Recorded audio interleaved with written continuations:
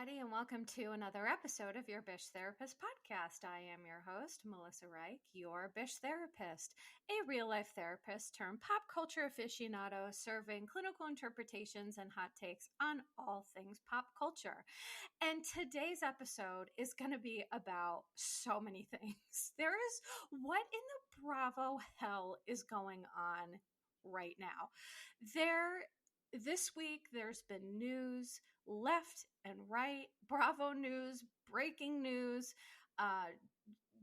separations, and all these wild things. So today, I'm going to talk a little bit about some of the Bravo news going on, and then I'm going to talk about Vanderpump Rules finale, because holy moly. I'm also going to talk about The Valley, because that show is just clinically a gift from the Bravo gods, truly, for me. Like, there has not been a show, aside from Summer House, in such a long time that is just like a gift to me. And so, we're going to talk about The Valley. We're also going to talk about, as long as I have time, Summer House. And there's an additional concept that I wanted to talk about. Some of you may have seen or heard on the internet the term gray rock or gray rocking. And I didn't understand what on earth this meant. So I did the research so I can share with you what on earth this means and why it's related to Ariana and Scandoval and all that stuff. So I'm going to just get in right to it, because this is a lot, and I'm going to do my very best. So the first thing that I just want to talk about is the news that's been going on, because so in the last couple of weeks, I just feel that the Bravoverse has been wild. So here's what's been happening, and I'm sure I'm going to miss stuff. But so Bethenny her mother died, whom she had a very complex relationship with. I should say with whom she had a complex relationship, if I'm going to be focused on my grammar. So her mom died, and she did a podcast about it, which, full disclosure, I planned to listen to. I just didn't have time to. Because I heard it's very vulnerable and raw. Bethenny also released a podcast about her ex, and unfortunately, I really wanted to listen to that, but unfortunately, she deleted it before I got a chance to. So I've had a lot of stuff in my feed about Bethenny, and, what I imagine that she's experiencing is complex grief. And the reason why I wanted to talk about this is grief is one of those things that I don't think it's talked about enough. It gets treated really strangely societally. And I think grief is just a normal part of life. Grief is a part of love and of loss. And, there's a million ways to grieve. It's not just when someone dies. For example, this weekend was Mother's Day, and a lot of people, myself included, experienced complicated grief. I lost my ability to have children when I was 17 after having ovarian cancer. And I had not one, but 2 hysterectomies. Don't even get me started on that. The first one was a partial. The second one was a partial. But, so for a long time, it was really challenging for me, as I watched my friends and people, have children and things like that. But Mother's Day is a really complex day for a lot of folks for a million reasons. I'm not even going to name, there's just too many to name. So if you also struggled yesterday, I'm recording this on Monday. Yesterday was Mother's Day. So if you struggled, just know that I see you. You're not alone. I honestly feel that Mother's Day is more challenging for many people, more than we'll ever know. I just think there's a stigma around not talking about that because it feels inherently, I don't know, bad, or, and then there's a lot of toxic positivity out there, well, at least it's this, or at least it's that. And, I just think toxic positivity is complete BS. It's people who don't know how to manage their emotions, don't know how to manage your emotions. And so then there's this toxically positive spin on it. And that's not a you problem or a me problem. That's just how other people handle it. And it's not, there's no malintent normally. Normally, sometimes there is malintent. But anyway, I digress. So, my point is that complicated grief happens when in Bethenny's situation, when you have a complex, very complicated relationship with a parent and that parent dies, it can create a complex grief process. And I'm sharing this because I know a lot of folks who listen are probably in this boat. And so it's, and let me be clear about something, because this is kind of funny, but I did always used to say this in therapy, is that sometimes our brains tell us that if we obsess over something, if we're anxious, if we overthink it, that if that event happens, we'll just be cool with it. And that's not at all the case. So, for example, if you have a complex relationship with a parent and you're trying to like prepare yourself, well, unfortunately, that doesn't work. That's just our brain's way of trying to maintain some sense of control, which, you know, no shade, that happens. Our brains are miraculous in the things they do to protect us sometimes. But my point is that my guess from what I'm seeing and what I'm hearing is that Bethenny is experiencing a very complicated grief process. And I just send a lot of love to her because, you know, Bethenny is, you know, she's all over the place, but she's a human being who's mothering. And when you're mothering without a mother, or whether that mother has passed or you're estranged, or, you know, your mother was abusive and you didn't have that relationship, mothering without a mother is really challenging, but my God, it's such amazing cycle breaking. So I give her a lot of love. Anyone who's listening to this that is parenting without a parent who is, you know, just doing that hard work, I give you a lot of credit. And, you know, I just don't want people to fall under that umbrella of, well, if I obsess over this or worry about this, of someone dying, of someone, you know, this or that. If it happens, you're not going to say, oh, gee, well, I'm glad I worried about that for so long. You're going to be a human. You're going to have emotions hit you that are complex and probably take you by surprise. Just know that it's normal, it's okay. And I encourage, if you're experiencing that, of course, to seek some help, whatever that may look like for you, just because we deserve it. You deserve it. You know, I think that we owe it to ourselves to live this life the best that we can.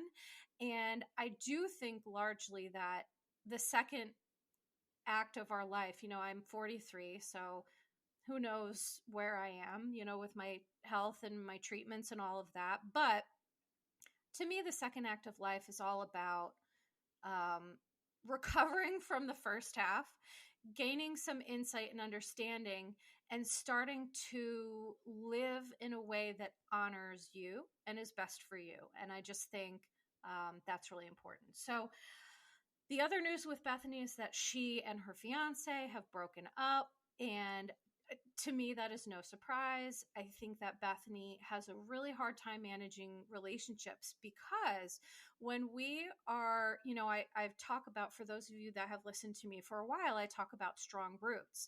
So when we're recovering from trauma or we're working on healing, which, you know, isn't a linear process, but we have to develop strong roots. Otherwise, we're just blowing with the wind. And so I feel that Bethenny is one of those folks that she wants to be further along emotionally than she is. She wants to feel more healed than she is. And that's why I think she has trouble managing relationships. Because to be honest, we can't look for somebody else to save us. There's no one coming. The good news is there is someone coming to save you, but the answer is it's you and nobody else. No one else.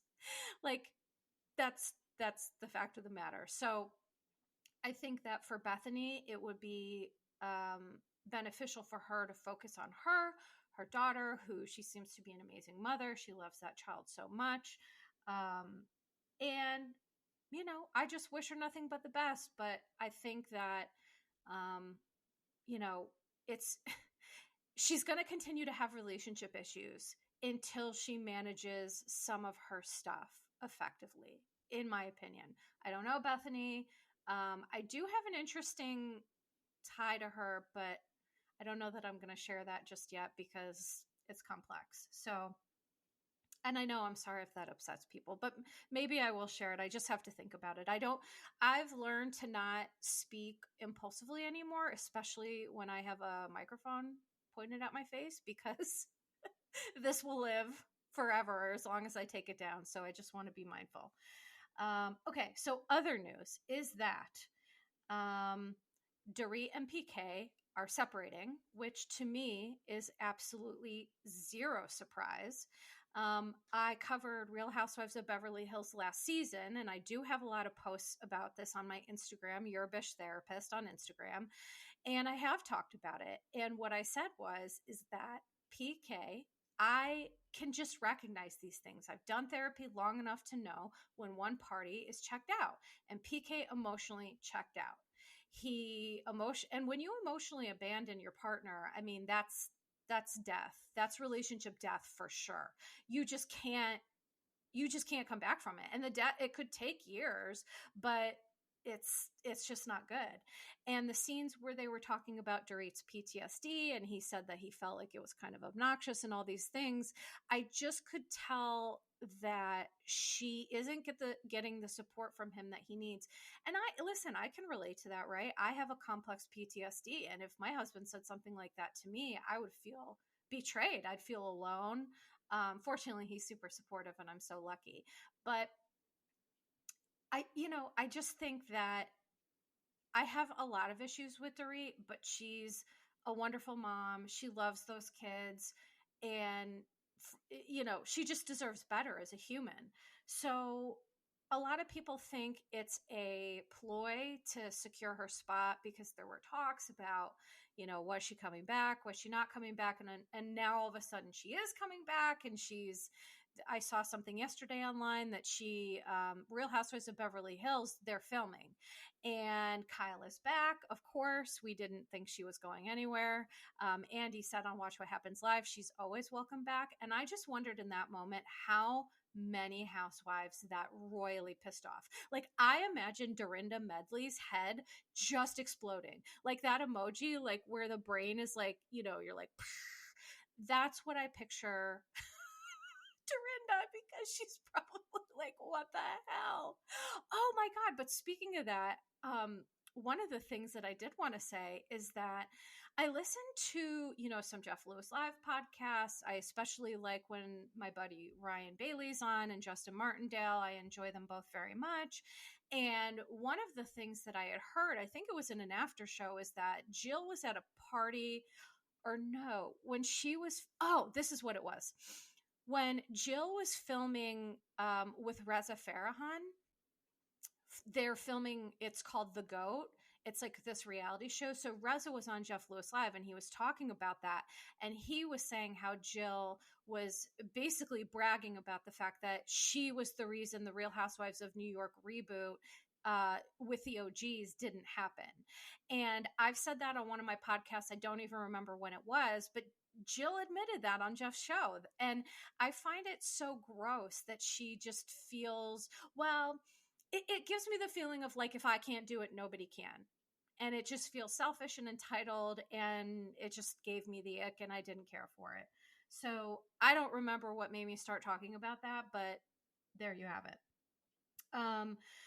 Okay, so going back to Beverly Hills, it seems like there's some tension between Dorit and Kyle, and there's a lot of blind items and blah, blah, blah. And here's the thing. I don't take a lot of stock in things that I read online, because sometimes people are trying to create clickbait or drama, or, who really knows is the point.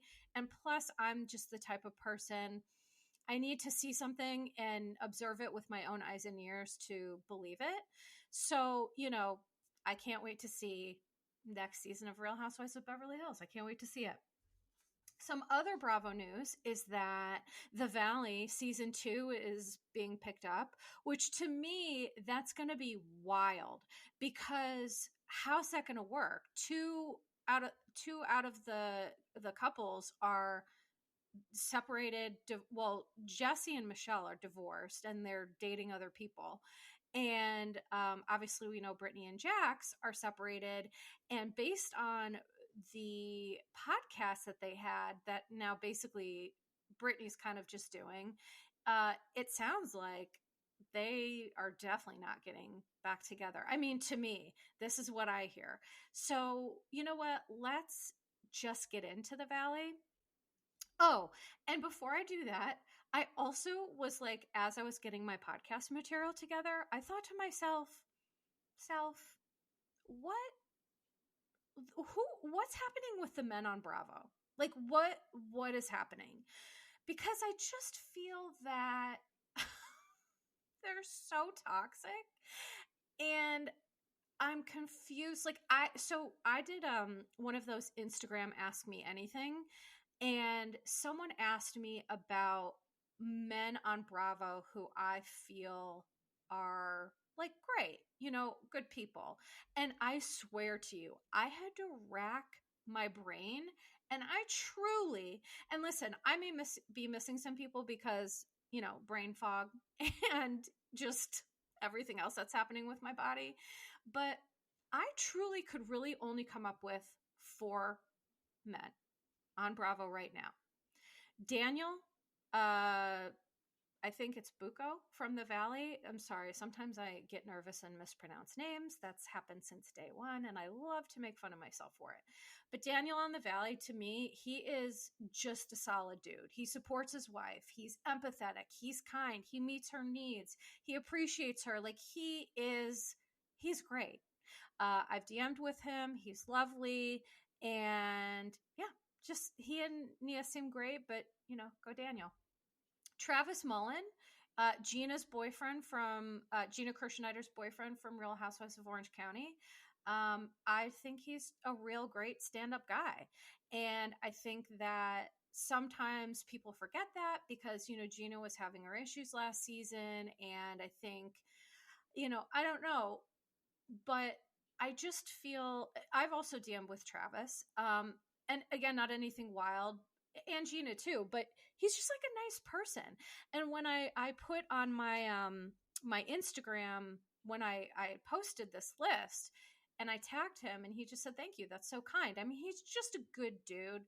I think he's great for Gina. I think he's a great dad. I think they have a wonderfully beautiful blended family. I also adore Gina. I don't understand why people like really hate her. I just don't get that. I think they're great.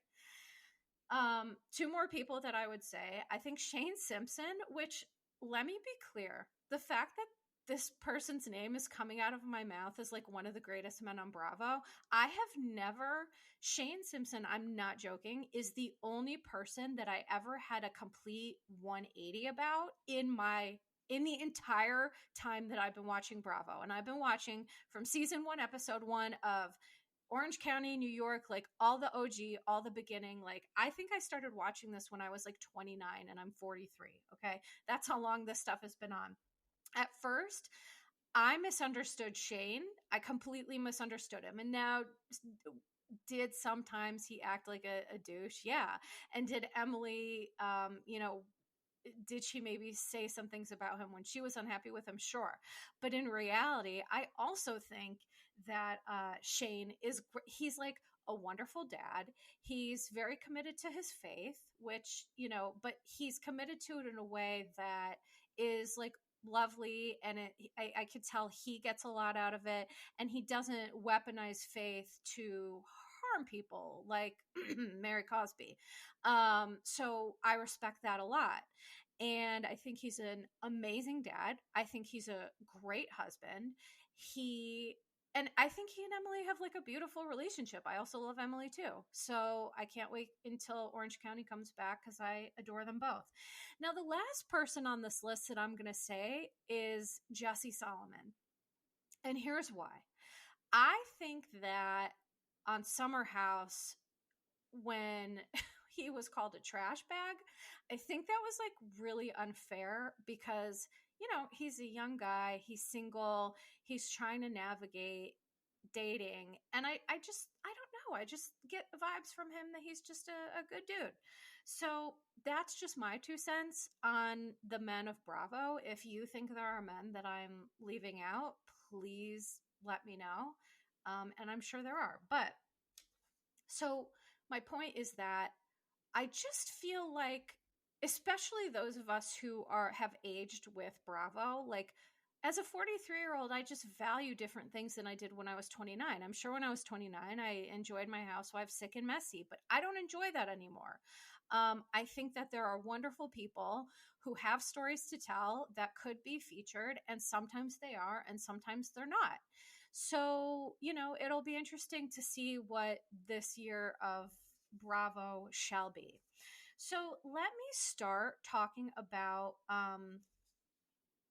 the Valley because, to me, it's going to be kind of short and sweet. But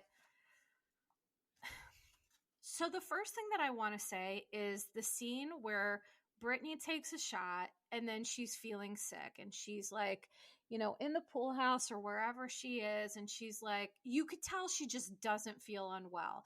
And sometimes when you're that sick and nauseous, like as a professional patient, that's what I call myself because I am. I have 1 million health problems.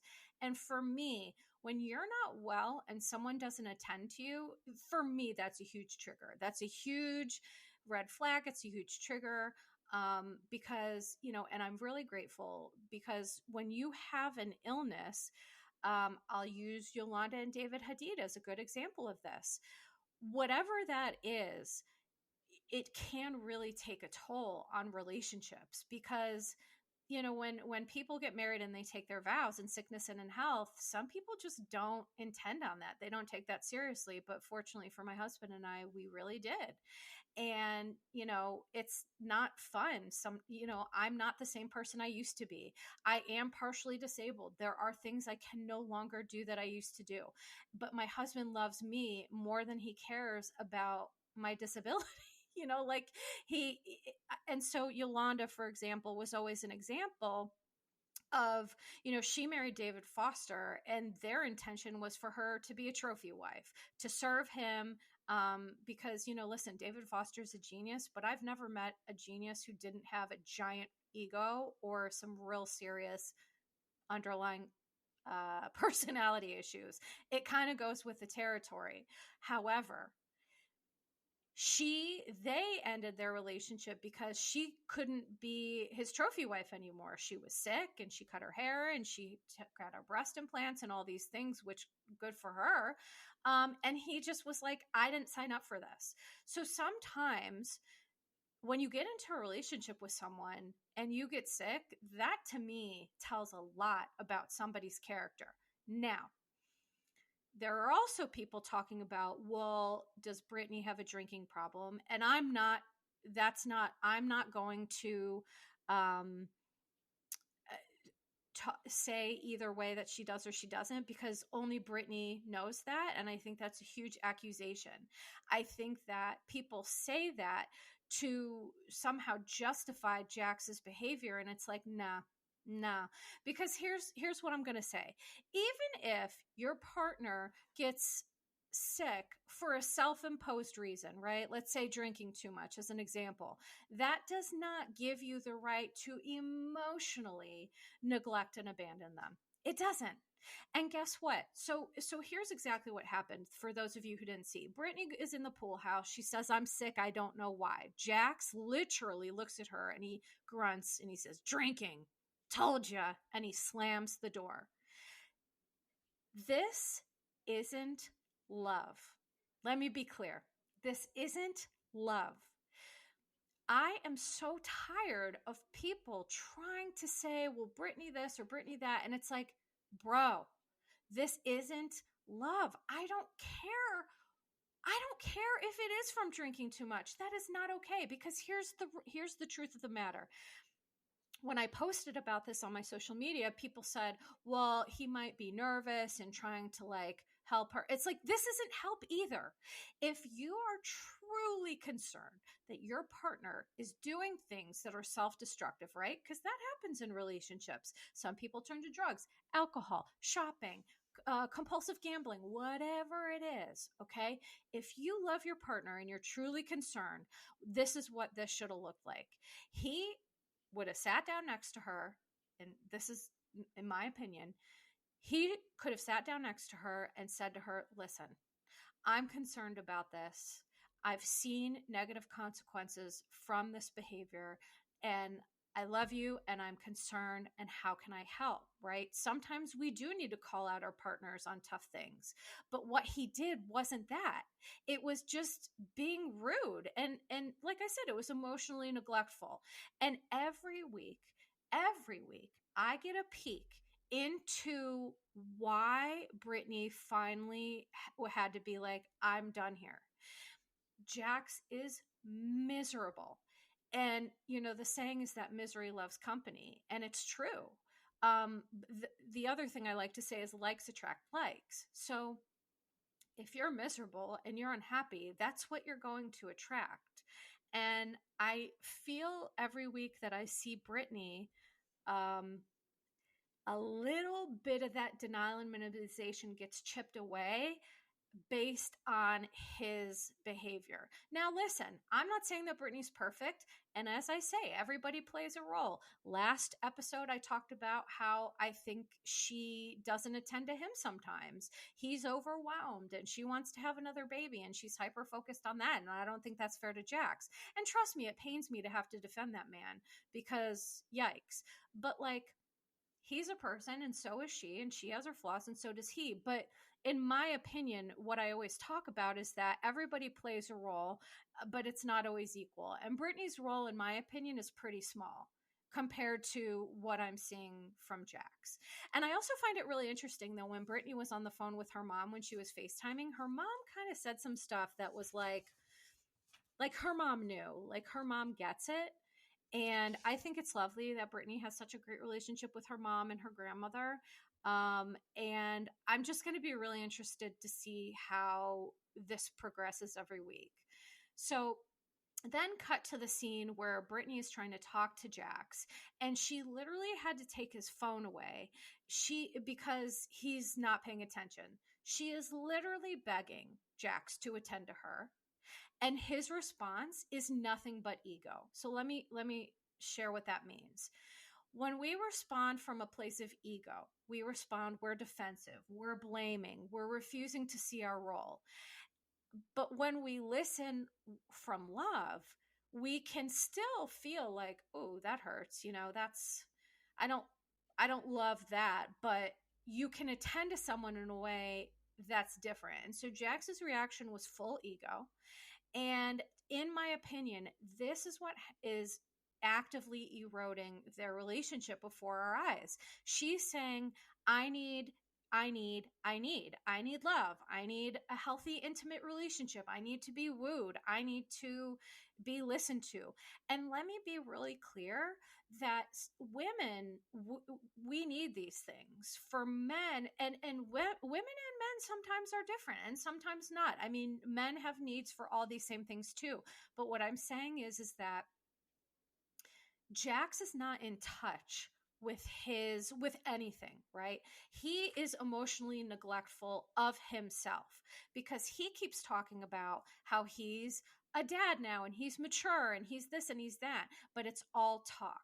So somebody can't attend to somebody else's needs if they are self-neglecting as well. And Jax is self-neglecting. He is doing half measures to try to be better or be a better partner to Brittany, but it's like putting a Band-Aid over a septic wound. It's at some point it's just going to be really bad, and that's not going to work. So in my opinion, Jax is just incapable of being emotionally supportive at this point to himself or other people. And that makes me really sad because he has a son. And I just feel that for everybody's sake, it would be better for him to manage that. But sometimes people are so afraid of their pain. And listen, I was for a point, right? It took me a while to process my pain. It's scary, but it's always better to face it. The only way out is through. And trust me, I'm telling you this as someone who tried to go up and to the side, to the left side, underneath it. I tried to dig holes and build. I tried every single way. And I'm telling you, there's no other way out but through. So then Jax went on Watch What Happens Live after the Valley with Tom Sandoval, and he confirmed that they are still separated. And he said being married is not easy. And it's like, no, Doy. No, Doy. No, Doy. Marriage is hard. And this is what makes me crazy is that why do people go into marriage thinking that like things automatically get better? I'm just like, that's the opposite. Marriage makes some things better, but like it's a lot of work.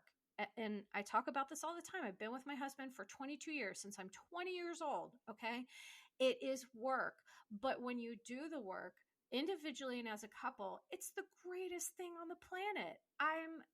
Have the happiest, most lovely, supportive relationship. Now, that doesn't mean he doesn't get on my nerves. I mean, he's still a man. But my point is that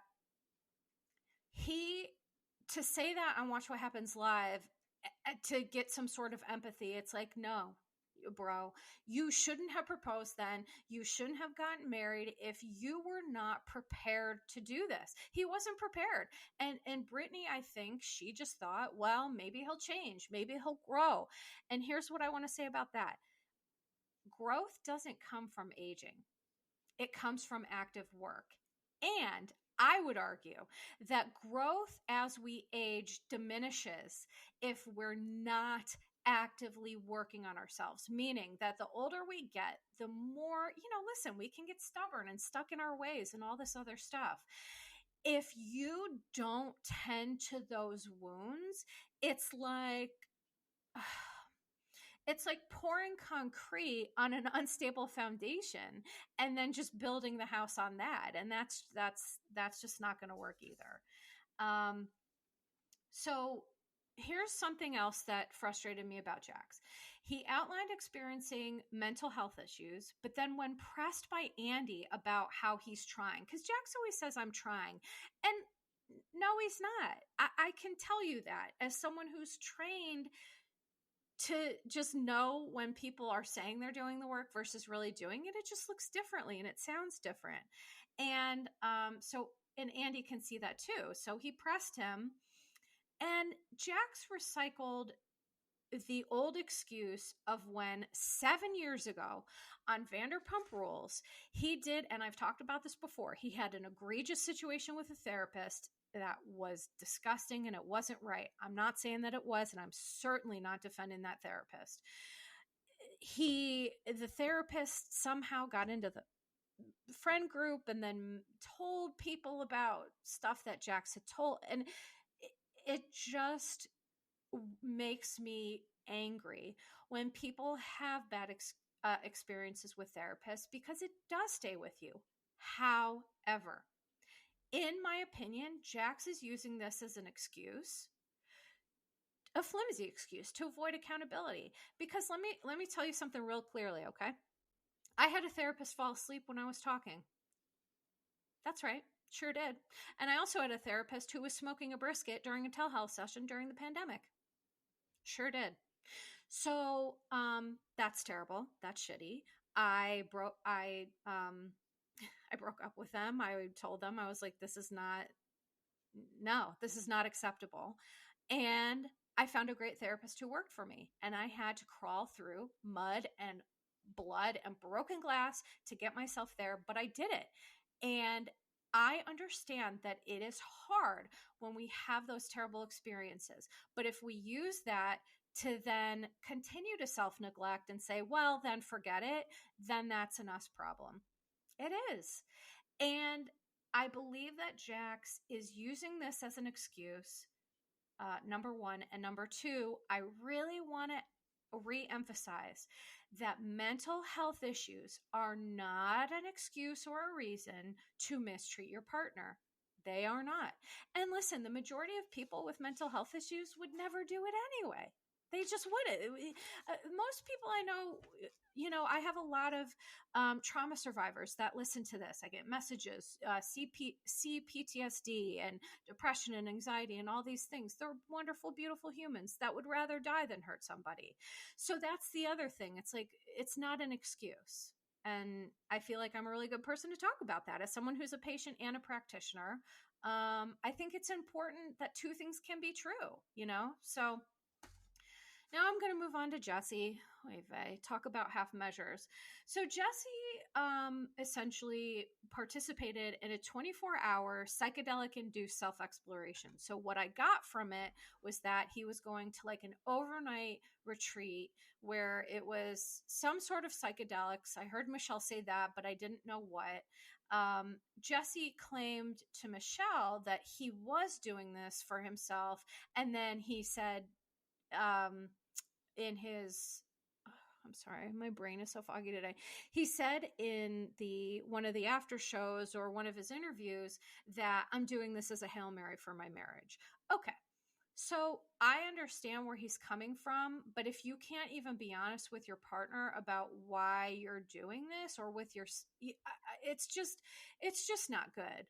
And the coach, they did a flashback to the couple session with that coach, who said to him, and he was right, acting from a place of codependency with a solution focused mindset is futile. It's futile. It's never going to work. Him doing this for her and trying to say, I want this result, so I'm going to do X, Y, Z. That isn't how life works. That's how, what I see and what I hear is someone who's frustrated and wants things to be better, but doesn't want to actually do the work to make that happen. So this is where I come back to, we cannot experience lasting change and growth for anyone besides ourselves. Can't do it. I, again, worked in an inpatient residential facility for addiction. And anytime someone came in doing it for someone else wouldn't work. Might work for a short period of time, maybe even a year. Doesn't work long term. We have to do it for us, and we have to be ready to do it. And the only way out is through. So that's what I'm going to say about that. And the last thing I'm going to say is that Kristen Doty not being invited to events is an example of what I've been saying for weeks now, is that her emotionally dysregulated behaviors volunteer her to be a scapegoat despite the fact that she has valid points. And also, her emotionally dysregulated behaviors volunteer her to be the scapegoat for like everything. It allows people to point the finger at her and say she's the problem, because historically misogyny is rooted in, let's take the whole bitches be crazy and just use that to silence people. And she's giving it to them on a silver platter. That's what makes me so wild about Kristen, is that I think she has a good heart, and I think that she does see things sometimes truthfully, but then she just goes left with her behavior and she just discounts herself. And that's what drives me wild. And the other thing I wanted to say is that, so she's not invited, but the man who just literally shoved like 4 people, including women. So I think Jesse shoved Zach and Brittany and some other people. So he's invited. Does that make sense to you? Make that make sense to me, because I don't get that. And all of the other invitees have gossiped and spread rumors about Michelle and Jesse's marriage. So, I think that why I share this is I have a lot of cycle breakers and scapegoats listening. I'm one of them. And it's just a message that unfortunately sometimes we have to be mindful of our delivery so that we do get taken seriously. Because it's easy when you're emotionally dysregulated to speak from a place of emotion. So, that's my thought on that. So I'm going to move on to talking about Vanderpump Rules. Dear God. Here's what I'm going to say about VPR. Very rarely am I 100% on somebody's side. Very rarely. As I say, everybody plays a role and nobody's perfect.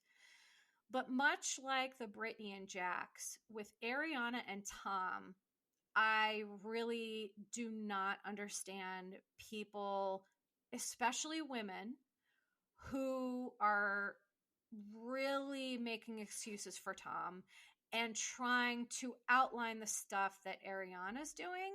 And I just don't understand that personally. So, the one thing that Ariana said, which I have been saying all season, she said, I'm not here as a cog in the machine of Tom Sandoval's redemption arc. And honey, I just snaps for Ariana because, girl, yes.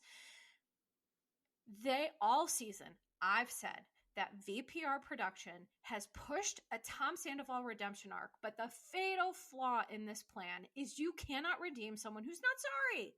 And Tom is not sorry. How do I know that?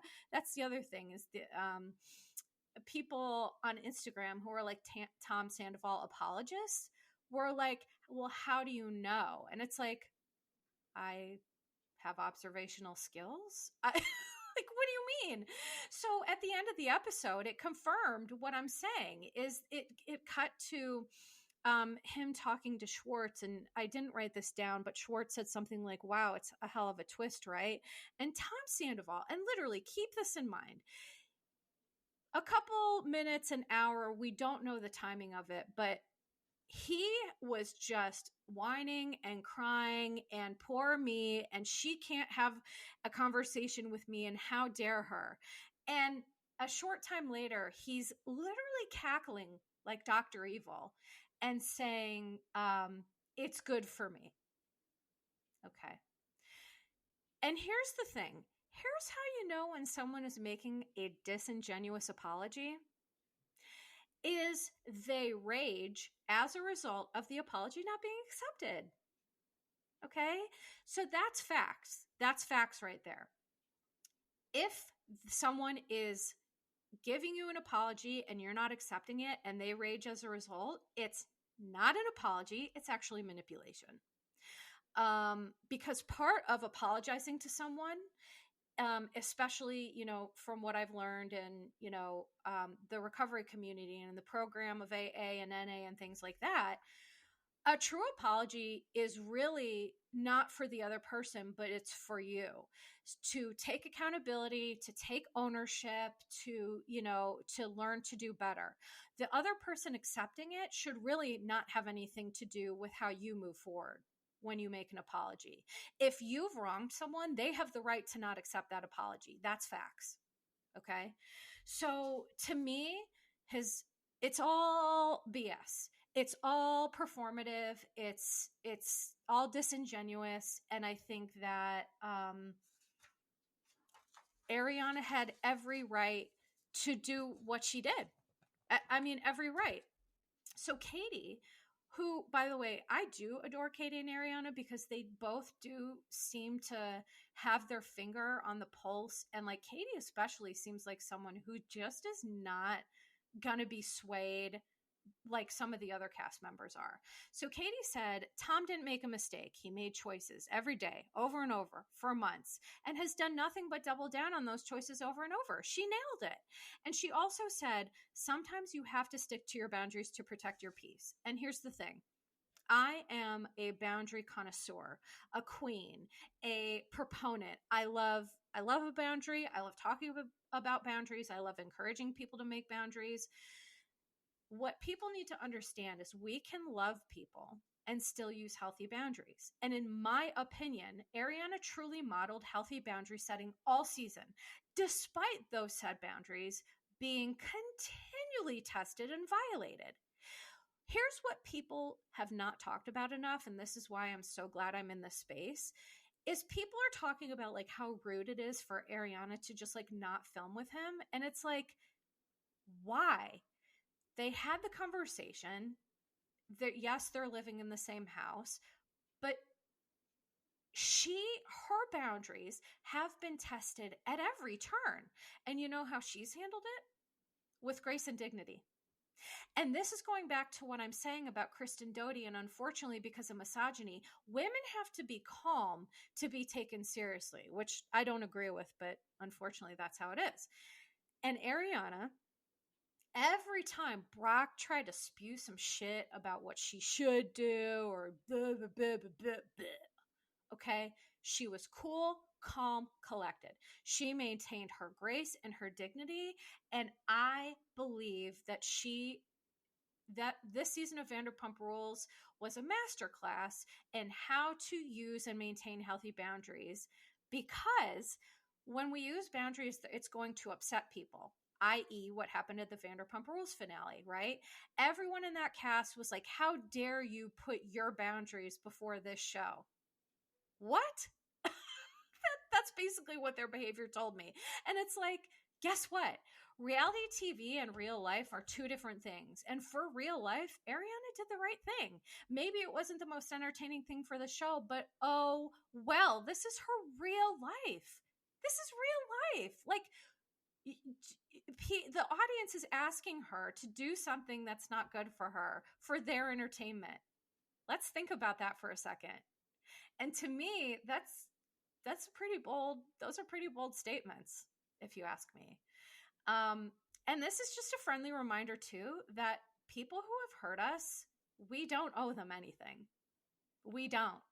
I don't care how much people are saying, well, it was the finale and how dare she walk out. She doesn't owe that man anything. She doesn't owe me anything. She doesn't owe any of us anything. Okay? I just want to be super clear about that. Now, going to the Brock and Sheena and Lala of it all. Oh God. Brock and Sheena continuing to push the Sandoval agenda is, in my opinion, extremely self-serving. I think, let's face it, everyone on this show kind of had an idea of like, where are we going from here? For example, Jersey. And I'm not watching it. I didn't watch it last night and I'm not covering it.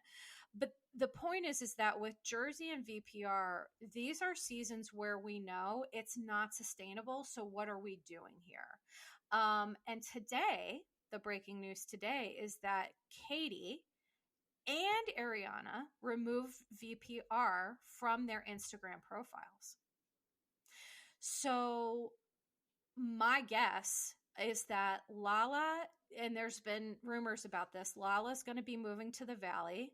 And my guess is that Brock and Sheena will try to do that too, because not only does everyone have a vested financial interest in Ariana getting over it so they can get paid, no one has more a self-serving agenda, in my opinion, more than Sheena and Brock. They just bought a multi-million-dollar home. And at a time where you may be losing your job, and it's wild to me sometimes the financial decisions that I see some of these people make, I just think, my God, all in the name of trying to keep up with the Joneses. And Brock has now made it's funny. So for those of you who don't follow Brock on Instagram, basically Sheena bought this house, multi-million-dollar house, needed to be fixed up because I don't understand real estate in LA. Like, you could buy like the worst house for millions of dollars. And I'm like, I don't understand real estate there. So I guess they bought a house, but it had some projects. And so what Brock is doing is making it his social media thing to show how he's fixing up this house. And I just find it so interesting. It's like, Sheena is clearly the breadwinner. She went on Jeff Lewis Live talking about how she's on the deed and Brock is not, and he's okay with it. But I just keep thinking, if it was the other way around, how she would feel about that, or how people would feel about that. I find that interesting. So it's like, you're trying to make content out of this man fixing up a house he doesn't even own. I don't know. It just feels wild to me, and I'm just not enjoying Sheena's behavior this season. I'm just not enjoying it. Now going to Lala complaining about Ariana's rules is beyond hypocritical, and so people have challenged me on this, because if anyone so much as looked at Randall, she was like, "You're cut off. You're done with me now." Here's what people were saying to me online that they felt was unfair. They're like, well, Randall was a, insert whatever here, like abusive, dangerous. I'm not saying this. This is what people are saying to me. And Tom Sandoval's different. And I'm like, if people think that Tom Sandoval and Randall are completely different, then they're not paying attention, if I'm being honest. Okay. And that's all I'm going to say about that, because I also don't want to get myself in trouble. And Lala's clinging to this thing of like, well, we didn't live together. If we still lived together, like that's what she's hanging her hat on, that Ariana was still living with Tom. And again, I just think, yes, was it a wild situation? Did Ariana want that? No. Why didn't she move out sooner? I don't know. Only she and Tom and her people know that. But my point is, I just think people can be really hypocritical and not look at the whole picture. So at the end of the VPR finale, for Lala to like go off to Tom about Ariana, I was like, girl, bye. To me, she just completely took away any accountability that she had. And I've always been a fan of Lala. I like Lala. I think that she's smart. I think that she's savvy. I think that she's funny. She's sober. She's in recovery, and she's not California sober. She's sober. So I have a lot of respect for that. But I just think that in that moment, she was not a friend to Ariana. She let her emotions get the best of her, said some things that I wonder if she regrets. And I can't wait to see the Vanderpump reunion, which, by the way, so that's going to air on Tuesday. And then the day after, I'm going to go on Mandy Slutzker's podcast to talk about it. And also, I'm going to cover it on here too. So, okay. So now, in response to, I'm going to talk about gray rocking, or the gray rock method, because as I mentioned, I keep hearing this in response to Ariana and things online, and in response to like narcissistic abuse and things like that. So I did a little deep dive. The information that I got was from Psych Central, I believe, if you Google it. And I kind of made it my own, and I took some information and I added some things to it, but this is what I'm going to give you some general information of what is it. So the gray rock method is where people deliberately act unresponsive or unengaged, aka Meredith Marks. I'm disengaging. The purpose of it is that so an abusive person will lose interest in you. That's the theory. It's a short-term solution that can encourage the person to lose interest and move on. And so it's saying that you can use it with family members, coworkers, classmates, romantic partners. So that's just generally what it is. And there's clearly some like limitations. And, the other thing is that I do have a lot of therapist friends on social media that I really respect. And one of them and I were talking about how sometimes we feel like therapy jargon has been TikTokified, meaning, I'll see posts about, my therapist said if your feet are cold, that's a sign of trauma. And it's like, whoa. One symptom is not a sign of anything. It's a symptom. It's a piece of information. And I think that with TikTok and with Instagram, and there are some accounts that do it better than others, but there is such a fad to just like name things that don't necessarily need names, or to hype things that may not always be the best idea. And so I'll explain some of the issues that I have with this. But so the theory behind why using it is that abusive people, they thrive on emotions and drama. They thrive on it. And so when you act indifferent or limit emotional reactions, they can lose interest and stop the behavior, that's called gray rocking. So using the gray rock method might look like, avoiding eye contact, short answers, again, being mindful of your emotions and being minimally responsive and not reactive. if someone's using abusive tactics. So I'm going to share the theory behind it because this actually interested me. So it's basically rooted in behavioral psychology. So with psychology, I've explained before that there are many different theories. Everybody, all theorists look at it. Well, Freud always talked about the id, the ego, the super ego, and sex, and there was a lot of misogyny in what Freud had talked about.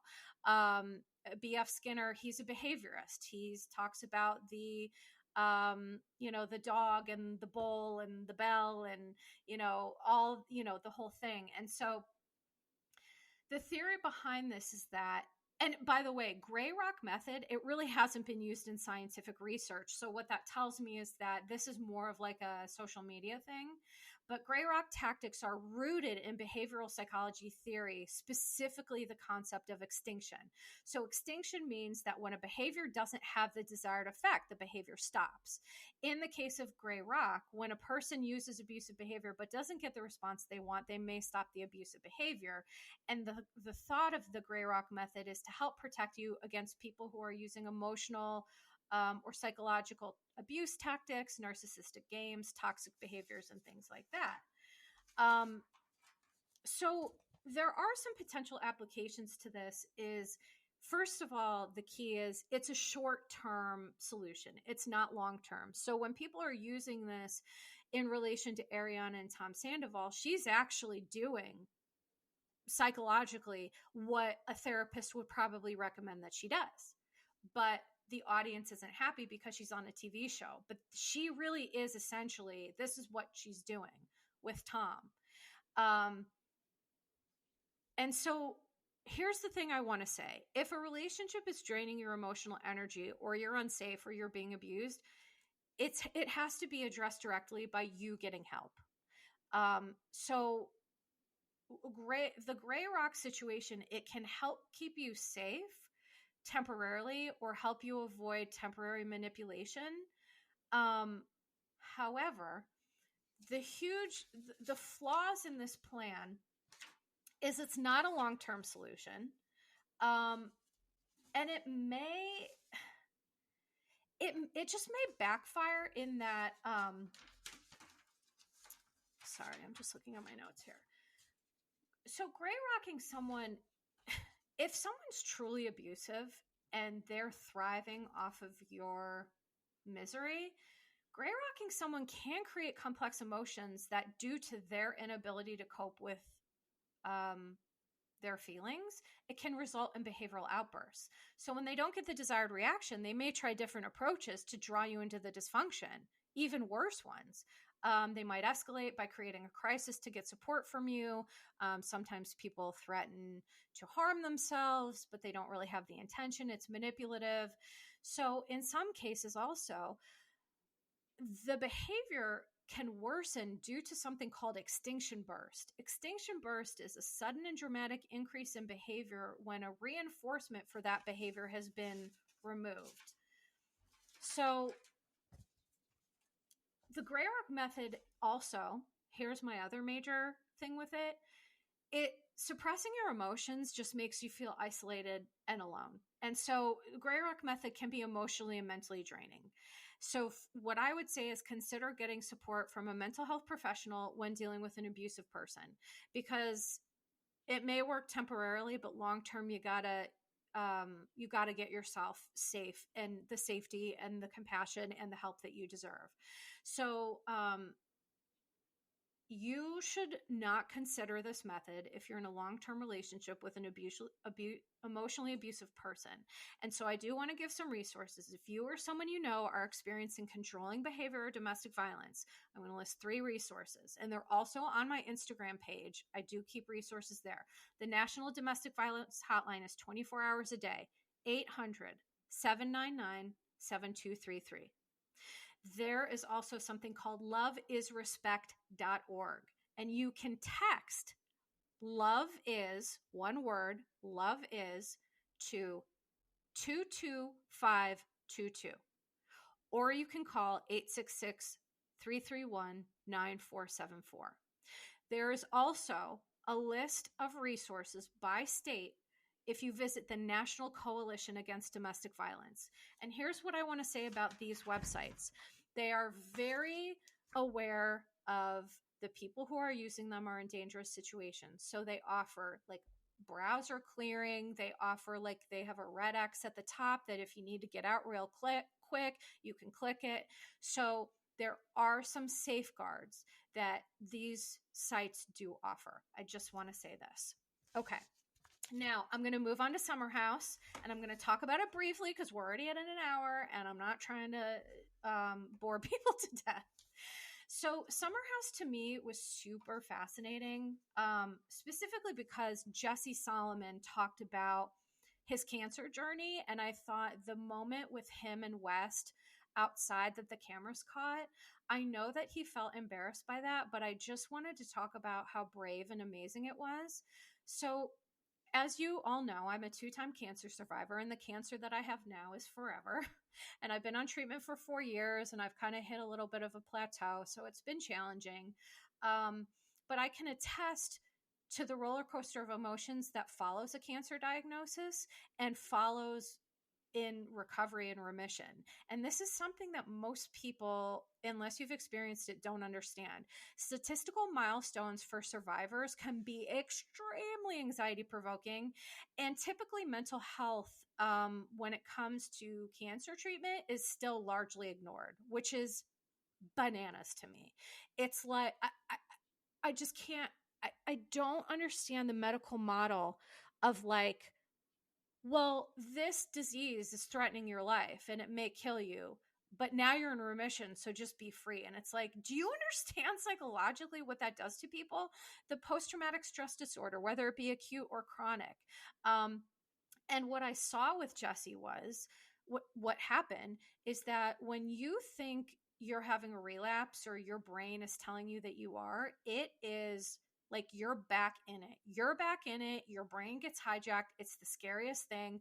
I will share that when I was 20, so I recovered from ovarian cancer when I was 18, and I wasn't supposed to live, but I did. So I hadn't applied to colleges, but it was like, well, you've survived, so let's go to college. And I was like, okay.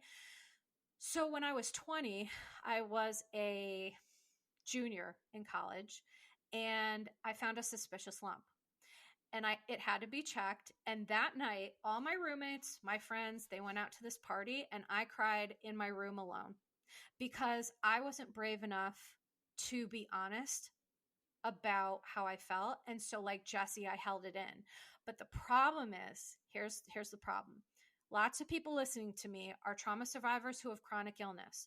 Suppressed emotions are experienced in the body. They're experienced somatically. So it is important for people who are in cancer recovery, chronic health warriors, you gotta let it out because it's only gonna hurt us long term.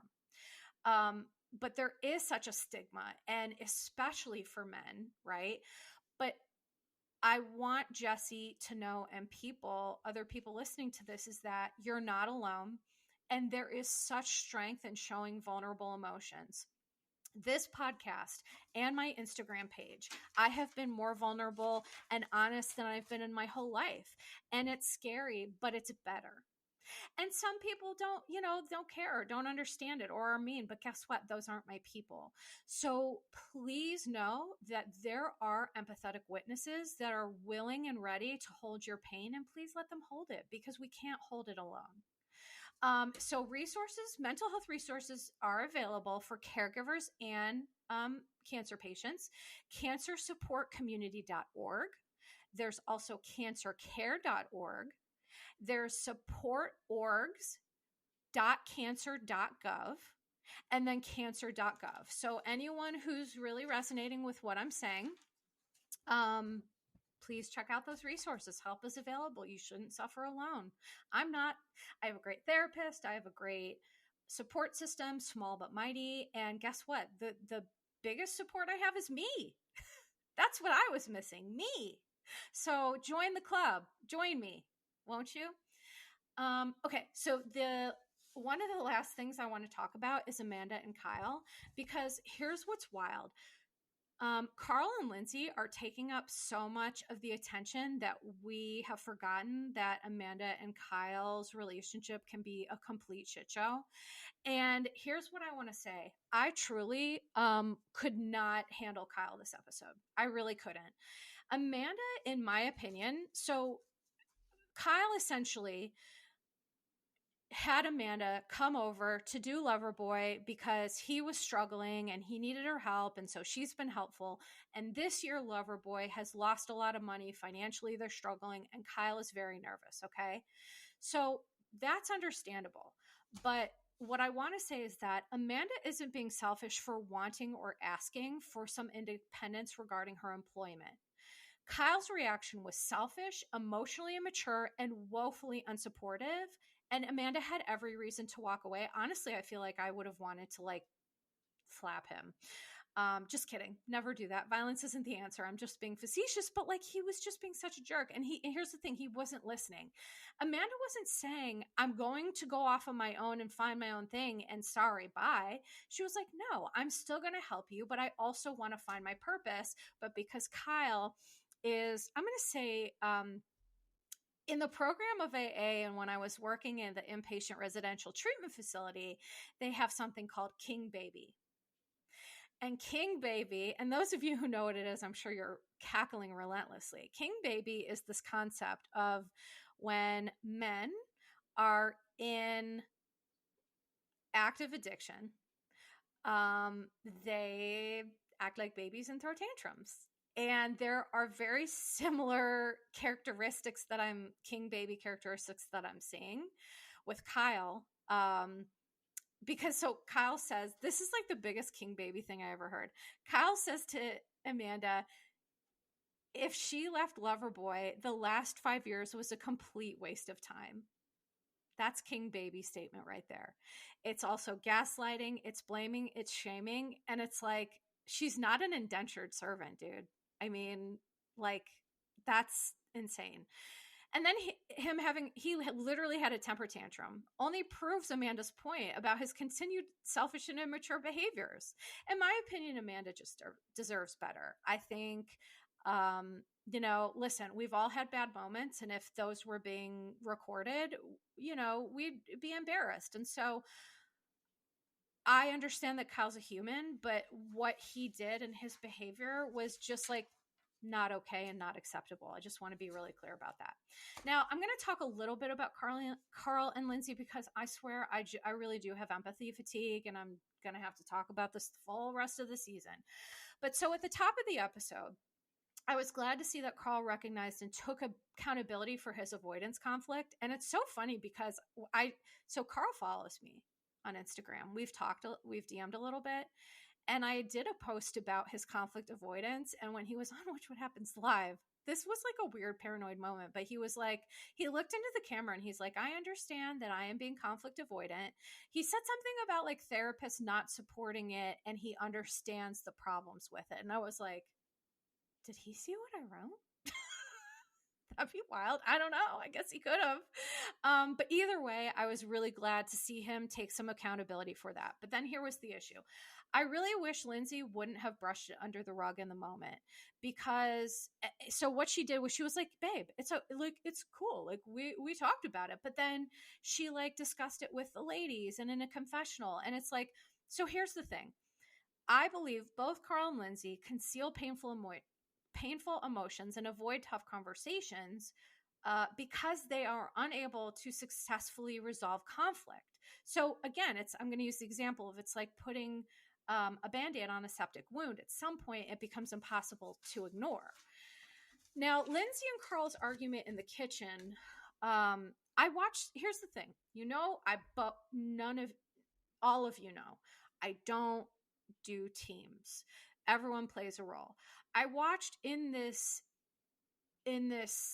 scene, they both took incremental missteps to effectively, in my opinion, co-escalate the argument. They were both unable to give the other what they needed and were self-focused, defensive, and projecting their personal insecurities onto each other. Now, I think Carl was doing it more than Lindsay. I think Lindsay was actually asking some super relevant and important questions, and Carl, I think, was being defensive, and he was projecting onto her about like his own inadequacies.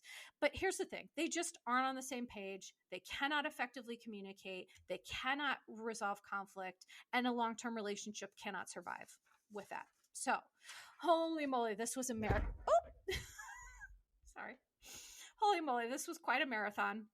I hope that you've enjoyed it. Thank you so much for listening. Please, please, please don't forget to go and give the podcast a 5-star review wherever you listen. I am going to do a separate episode for the Spreaker supporters again to explain to them what I learned from the webinar, but I'm going to make it public because people are having a hard time finding it. So I'm going to post that as well. And I just cannot wait to see what this week of Bravo provides for us. So please remember to take care of yourselves and each other.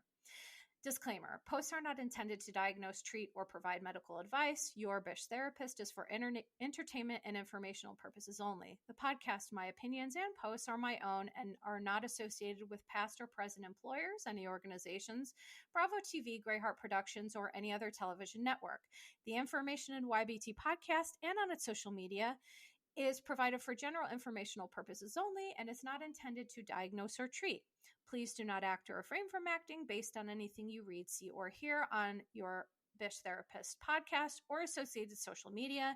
Communicating with YBT via email and or social media does not form a therapeutic alliance. Melissa, operator of YBT, is unable to provide any therapeutic advice, treatment, or feedback.